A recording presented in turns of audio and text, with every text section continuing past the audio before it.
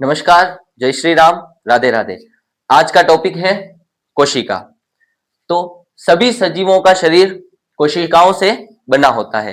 तो जैसे छोटे छोटे मोतियों से या फिर अलग अलग मोतियों से माला बनती है, ठीक उसी प्रकार कोशिकाओं से एक सजीव का शरीर बनता है। तो जैसे हम पढ़ते हैं कि भाषा की सबसे छोटी इकाई वर्ण कहलाती है, ठीक उसी प्रकार मनुष्य के शरीर में या फिर हम कहें सजीवों के शरीर में सबसे छोटी इकाई होती है कोशिका। और साथ ही हम इसे आधारभूत इकाई या फिर क्रियात्मक और संरचनात्मक इकाई भी कह सकते हैं। तो बात करते हैं हम कोशिका के खोज की। तो देखिए यहां पर दो बातें सामने आती है कि सर्वप्रथम मृत कोशिका की खोज किसने की और दूसरा जीवित कोशिका की खोज किसने की। तो आप देख सकते हैं सर्वप्रथम मृत कोशिका की खोज की थी रॉबर्ट हुक ने। किसने की थी? रॉबर्ट हुक ने। और कब की थी? 1665 में। तो सर्वप्रथम मृत कोशिका की खोज रॉबर्ट हुक ने 1665 में की थी। दूसरी बात, जीवित कोशिका की खोज। तो जीवित कोशिका की खोज की थी एंटोनी वॉन ल्यूवेनहॉक ने 1674 से 1676 तक। तो यहां पर इन दो पॉइंट से आपके तीन प्रश्न बनते हैं। पहला, सर्वप्रथम मृत कोशिका की खोज किसने की? तो आपका उत्तर होगा रॉबर्ट हुक 1665। और दूसरा, जीवित कोशिका की खोज किसने की? तो एंटोनी वॉन ल्यूवेनहॉक 1674 से 1676 के बीच।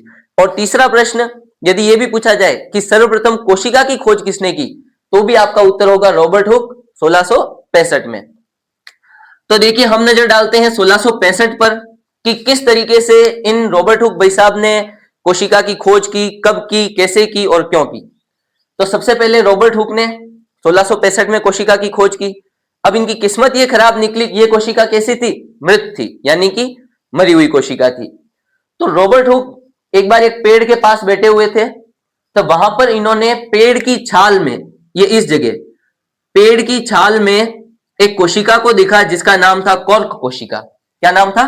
कॉर्क कोशिका, पेड़ की छाल में। अच्छा, अब इन्होंने देखी कैसे? तो इन्होंने खुद के द्वारा बनाए गए सूक्ष्मदर्शी से देखी, यानी कि कांच था, उसके टुकड़े छोटे छोटे टुकड़ों को घिसकर एक सूक्ष्मदर्शी बनाया, उसके माध्यम से इन्होंने उस कॉर्क कोशिका को देखा।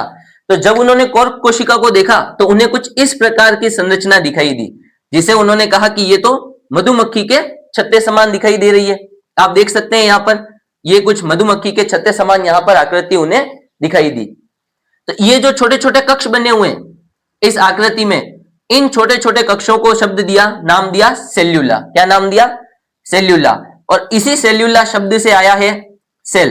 कौन सा शब्द आया? सेल, जो अंग्रेजी भाषा में कोशिका के लिए इस्तेमाल किया जाता है। साथ ही यहां पर आप देखेंगे एक शब्द लिखा हुआ है साइटो। क्या शब्द लिखा हुआ है? साइटो। अर्थात साइटो का अर्थ होता है कोशिका। साइटो का अर्थ होता है कोशिका और लोजी का अर्थ होता है विज्ञान। लोजी का अर्थ होता है विज्ञान। तो यहां पर एक शब्द बनता है साइटोलॉजी। क्या बनता है? साइटोलॉजी। अर्थात कोशिका विज्ञान का अध्ययन करना साइटोलॉजी कहलाता है। तो एक बात आपके सामने यहां लिखी हुई है, फादर ऑफ साइटोलॉजी, यानी कि कोशिका विज्ञान का पिता किसे कहा गया? रॉबर्ट हुक को, क्योंकि सर्वप्रथम कोशिका की खोज रॉबर्ट हुक ने की थी। साथ ही आप देख सकते हो यहां पर रॉबर्ट हुक से संबंधित कुछ बातें लिखी हुई है। तो अब वो कोशिका कैसी थी?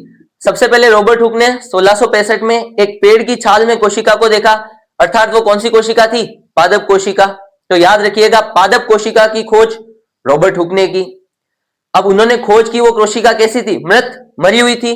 तो मृत कोशिका की खोज भी किसने की? रॉबर्ट हुक ने। साथ ही इन्होंने ये जो कक्ष देखे थे, इन कक्षों की ये जो दीवार है, साइड की ये जो भुजा है, इसे नाम दिया कोशिका भित्ति, यानी कि सेल वॉल। तो कोशिका भित्ति की खोज भी किसने की? रॉबर्ट हुक ने की। सेल शब्द दिया रॉबर्ट हुक ने। और साथ ही रॉबर्ट हुक ने एक पुस्तक लिखी जिसका नाम है माइक्रोग्राफिया। इस माइक्रोग्राफिया पुस्तक के लिखने के बाद लोगों को यह पता चला कि कोशिका की खोज रॉबर्ट हुक ने की है। तो उम्मीद करता हूं आज का यह टॉपिक आप सभी को काफी अच्छे से समझ में आया होगा। वीडियो को लाइक करें, चैनल को सब्सक्राइब करें और ज्यादा से ज्यादा शेयर कीजिए। जब तक मिलते हैं अगले पार्ट में।